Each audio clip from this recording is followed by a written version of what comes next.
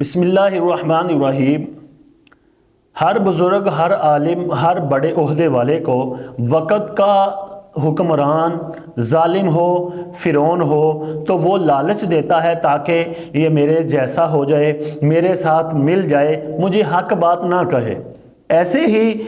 حضرت غوث پاک رضی اللہ تعالی عنہ کو وقت کے حکمران نے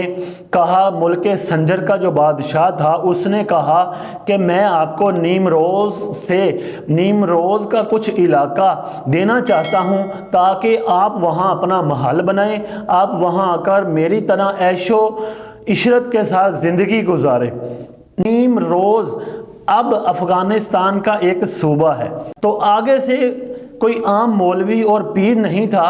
جس کی دعائیں پیسے دے کر زیادہ ہو جاتی تھی، یا کسی امیر شخص کو دے کر وہ جھک جاتا تھا، اس کے آگے بچھ جاتا تھا، بک جاتا تھا۔ جیسے امیر المجاہدین فرماتے تھے کہ کچھ لوگ ایسے ہوتے ہیں کہ جو چائے کی پیالی پہ بک جاتے ہیں، وہ نہیں تھے، وہ آگے غوث پاک علیہ رحمہ تھے، شیخ عبد القادر جیلانی علیہ رحمہ تھے۔ تو آپ نے آگے سے اس کو فارسی میں 4 اشعار لکھ کر بھیج دیے، میں آپ کو ان کا ترجمہ سناتا ہوں۔ آپ نے اس کو کہا کہ تیرے پاس سلطنت سنجر ہے تو میرے پاس اللہ تعالیٰ کی یاد میں رہنا اور رات کو جاگنے کی سلطنت ہے۔ تو جب میرے پاس یہ سلطنت موجود ہے کہ میں اللہ کی یاد میں رہتا ہوں، نیم شب یعنی رات کو اٹھتا ہوں، تو مجھے اور میرے نزدیک یہ جو نیم روز کی سلطنت ہے وہ ایک جو کے برابر بھی نہیں ہے۔ یعنی وہ ایسے